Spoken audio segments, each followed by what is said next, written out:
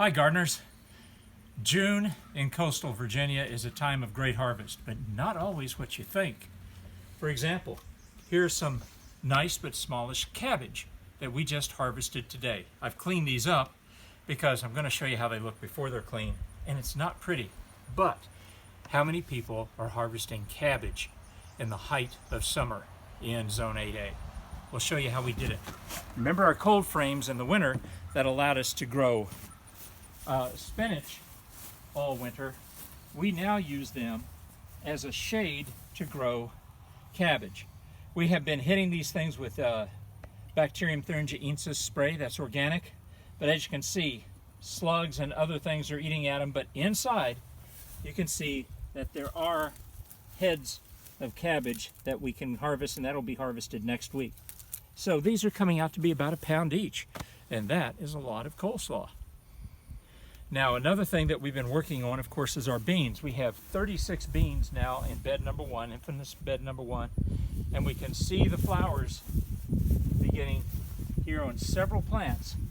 The oldest are over here, so we should have beans in a few weeks. It is behind schedule, and it's behind schedule for a very good reason. We had a cold spring. There was a meme in a local newspaper that said, "Spring 2022, it was a great week." And that's about all we had. It went from well below average temperatures, and now we're just below 90 degrees, 28 to 30 degrees centigrade. So it's a lot cooler than it was yesterday. We're really having heat stress on a lot of our spring crops. The shade helps work. Here, the onions are monster. We'll show you a few when we go back after we take a look at our berries and grapes.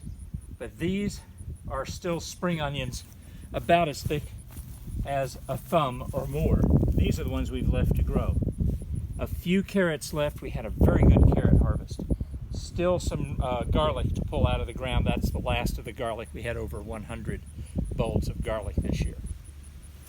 For the future, in summer, what can I plant right now? You can plant beans and you can plant summer squash. Have these nice blooms. These are Scallop Squash, also known as patty pan.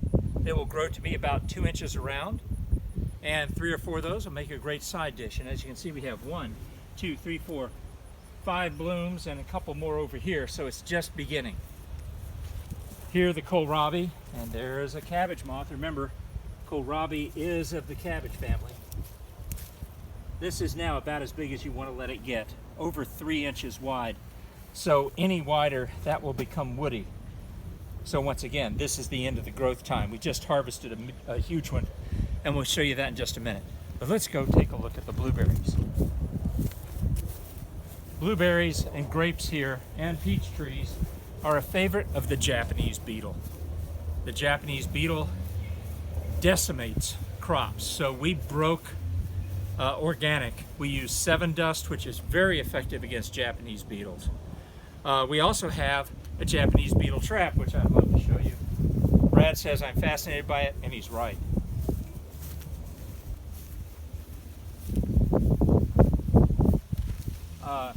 Spectricide Bagabug. This is a little bit of a hormone scent releaser. Basically, the bugs think they're going to have sex, so they come in here. This bag is full of Japanese beetles, a couple hundred at least.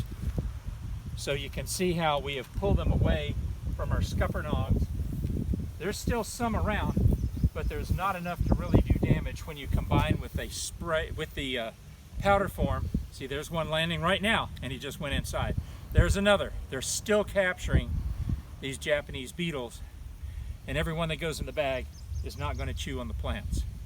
So I'll show you some of the damage that has happened here to the scuppernongs. See, here is one right now on the plant. See? Right here. There he goes. So you can see how that they have just they've eaten up everything but the veins. So that leaf is no good. And now they start on the little growing grapes. So that's why we have the trap over there, and you can see some of the dust still on some of the leaves. If you see a nice white dust like right here. I have no problem with breaking organic if it saves a crop. And you can see the devastation they've done here. At the same time, we have growth here, you see, of grapes. And we cannot risk losing those. So this is much less of an infestation than it was 4 or 5 days ago. Here's what the beetle looks like. You see that? Right there. Now I'm going to kill him because the scent of a dead beetle will chase away the others, and I've left a few dead ones here, and hopefully that will give them the idea that you don't want to come here. Here is what we're really most proud of. The blueberries, we're going to be picking those. These are magnificent, folks.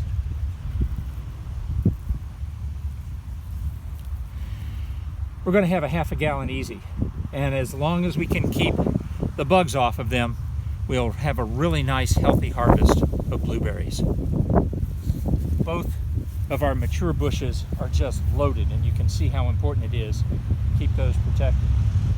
And of course, the blueberries are delicious.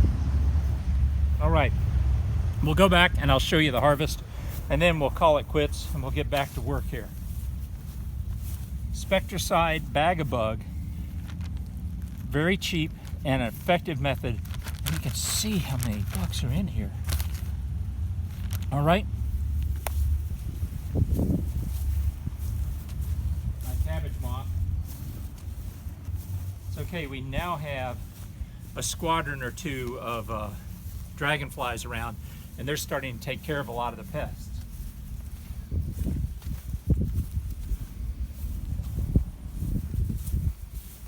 Our potatoes are now almost 4 weeks after flower, so in a week or two we'll be harvesting those. You can see they're already starting to change color and die off.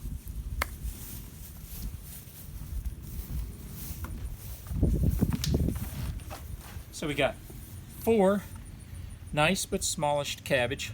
We'll clean those up further, make some great slaw out of them. Here are some of the garlic that we have cleaned up. Now this is what it looks like beforehand, and after we just take off the outer couple of layers of paper, and these will cure up. Here is our Tokyo Long White spring onion, and you can compare it next to my thumb. A lot of value in this, a lot of good eating, and a lot of good nutrition. And it's not just one. They're all that size. Here's the kohlrabi, right at 3 inches. You don't want to let them get much bigger than this. It'll become woody on the bottom and you'll lose a lot of the nutrition. And last and definitely not least, the Southport globe onions. This is about how big they're supposed to get, about 2 inches in diameter. So we're starting to harvest those now. These can cure, and they're an excellent pickling onion. So if you like pickled onions and you can pickle at home, this is a great onion to try it. My wife doesn't use very much of onion, so one of these smaller bulbs will be perfect for her. Otherwise, we're buying a big bulb and half of it's going to waste at home. So Southport globe, a good white onion, smaller, and as you can see, it's still lovely once you peel off the dirty outer paper. All of this can be yours if you grow your own food.